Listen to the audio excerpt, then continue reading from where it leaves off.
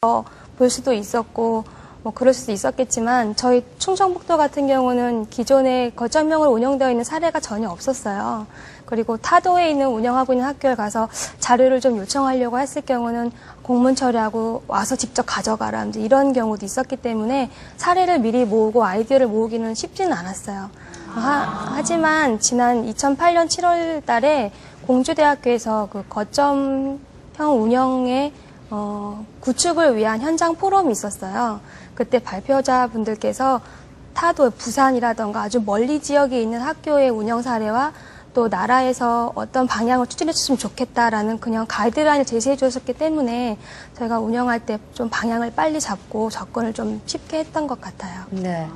사실 돈을 많이 들이면서도 활용을 잘 못하는 영어체험센터가 많기 때문에 이 수성 영어체험장은 참 그 다른 학교에게 시사하는 바가 큰 것 같아요.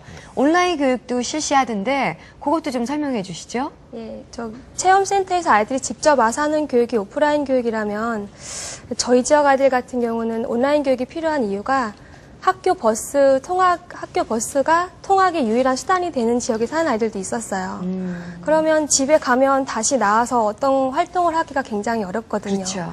그리고 또 그 센터에서 교육 받고 싶은데 선생님이랑 같이 대화도 하고 싶은데 이런 마음을 가진 친구라 해도 집에 가서는 더 이상의 방법이 없는 거예요. 그러다 보니까 그런 시공의 제약을 좀 뛰어넘고 싶은 그런 생각이 들어서 화상교육을 도입하면 인터넷만 된다면 집이건 뭐 PC방이건 그런 시설이 있는 곳만 있으면 혹시 센터까지 오지 못하더라도 그런 상황을 좀 극복할 수 있지 않을까 그런 계획 때문에 화상교육을 실시하게 되었어요.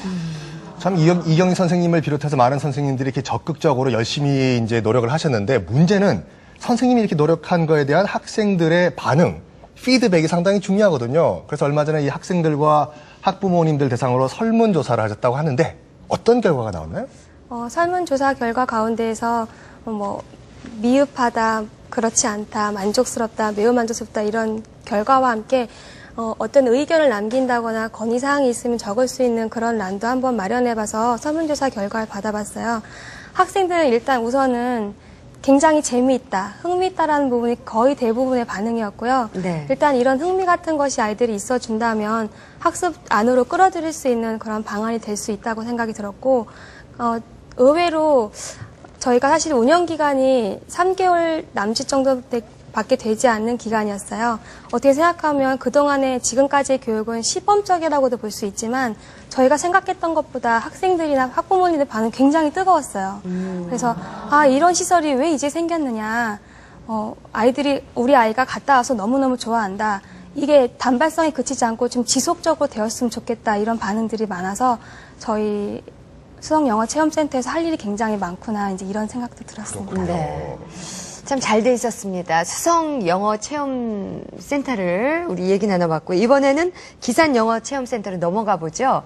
자, 들어오셨는데요. 앞에 사례를요. 어떤 점이 좀 다른 게 기상 영어체험센터일까요? 저희는 아무래도 여기보다는 조금 더 도시에 가까운 지역이 있다 보니까 조금 다르긴 한데요. 저희 나름대로 보면 수원시와 동탄 신소시의 중간 정도 위치해 있어요. 그래서 좀 영어를 더 공부하고자 하는 학생들은 학교 주변에 교육 인프라가 별로 없기 때문에 먼 곳까지 나가야 되는 상황이 되더라고요. 그래서 그런 학생들의 교육 수요를 좀 충족시키고 또 바쁜 학생들을 위해서 영어 체험 학습 활동을 할 수 있는 시간을 좀 확보하고자 많이 노력을 했습니다. 네. 그러면 지금 수준 편차를 넘어서 이제 사는 지역이 다른 학생들이 또 한 센터에 모이는데 그럴수록 좀 더 다양한 커리큘럼이 만들어졌어야 되겠죠? 어떻게 커리큘럼을 활용하셨나요? 저희는 일단 기본적으로 모든 활동을 교육과정 안에서 하는 것을 원칙으로 삼았고요. 그래서 이렇게 초등학교 영어 교육과정을 보면 한 단원이 4차시로 구성이 되어 있어요. 그래서 1, 2, 3차시까지는 교실이나 어학실에서 기본 표현을 아주 이제 영어나 게임, 동화 등을 이용해서 확실하게 익히고 4차시에 가서 배웠던 표현들을 가지고 이제 체험실에 가서 실제 상황에서 활용해 볼 수 있는 그런 활동을 주로 구성을 했어요. 그래서 3학년 1학년부터 6학년까지는 그런 식으로 운영이 되고 지금 다른 학교는 1, 2학년이 영어가 교과가 도입되어 있지 않은데요. 저희는 재량 시간을 활용해서 1, 2학년 학생들도 일주일에 한 번씩은 한 달에 한 번씩은 꼭 영어 체험학습 활동 센터에 가서 활동을 해볼 수 있는 기회도 같이 마련하고 있어요. 네.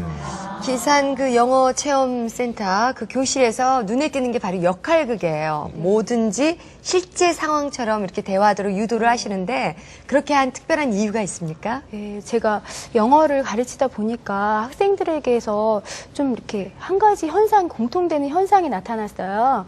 그래서 교실 안에서는 제가 이렇게 한 가지 표현에 대해서 물어보면 굉장히 다양하게 대답을 잘해요. 근데 그것을 가지고 조금 지나서 얘기해 보거나 아니면 일상생활 지나가다가 어땠니 이렇게 물어보면 대답을 전혀 못하고 쭈뼛쭈뼛 하는 거예요. 그래서 이 현상이 왜 일어날까? 저거는 이제 문법 위주로 교육을 받았던 저희 때의 현상이기 때문에 네. 왜 일어날까 이제 한참 관찰을 했는데 그 원인을 찾아봤더니 저희는 대도시가 아니기 때문에 학생들이 방학 때 해외로 연수를 간다거나 이런 학생들이 거의 없고 있어도 한두 명밖에 안 돼요. 그러니까 외국인이나 일상생활에서 영어로 대화를 해본다는 그런 인식이 별로 없는 거예요. 그래서 이렇게 되면 안 되겠다. 그래서 기본 배웠던 표현을 조금 더 일상생활에 가깝게 체험활동에서 체험을 해보면서 같이 상황과 의미를 같이 외울 수 있도록 해야 되겠다라는 생각에서 시도를 하게 됐어요. 그렇군요. 네. 그 사교육에서는 아까 좀 전에 우리가 약간 말씀을 나눴는데 사교육에서는 예전부터 이제 그 수준별 학습이 이루어지고 있지 않습니까? 근데 공교육에서도 요즘 들어서 이제 수준별 학습이 진행이 되고 있는데 수준별 학습이 효과적인가요? 그렇죠. 네, 일단은 학부모님들께서 걱정을 하시는 부분이 내 학생이 뒤처지면 이거는 창피한 일이다 이렇게 생각을 하시는데요. 이제 결코 제가 관찰하고 수업을 해본 결과는 그렇지는 않았고요. 이 체험학습에서 특히 필요한 이유는 학생들이 2명이나 3명이 한 팀이 돼서 대화를 같이 구성하게 돼요.